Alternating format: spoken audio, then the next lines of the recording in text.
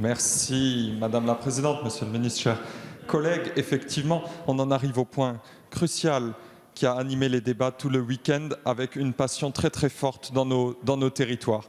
Et pour que ça monte à ce point, c'est vraiment que les enjeux derrière pour nos commerçants et pour les personnes de nos territoires sont considérables. Vous vous êtes fait vous-même les chantres durant tout ce mandat d'un certain droit à la différenciation en fonction des territoires. Vous avez mis en avant dans la gestion de cette crise le rôle du couple maire-préfet.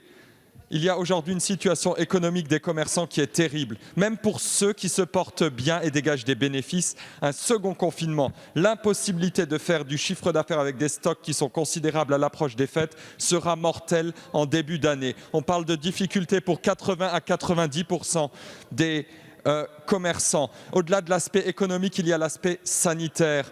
Il est tout aussi louable de diluer le flux des consommateurs dans différentes boutiques que de les concentrer tous dans les mêmes endroits. Et je vous rappelle que certains commerces de proximité restent d'ores et déjà ouverts. Quand vous allez à la boucherie, quand vous allez à la boulangerie, on ne rentre pas plus de 2 clients en même temps et ça se passe très bien et ça n'a jamais été un foyer de contamination. Alors aujourd'hui, ce qu'on vous demande au travers de cet amendement, c'est de faire preuve de bon sens et de faire confiance aux acteurs locaux pour décider quand les conditions sanitaires les plus strictes sont remplies et quand nos commerces pourront ouvrir dans de bonnes conditions. Ils ont effectué des investissements importants. Ils se sont mis à niveau sur le plan sanitaire. Vous ne pouvez pas, après tout ce que vous avez exigé d'eux, leur couper les ailes et les précipiter dans la faillite.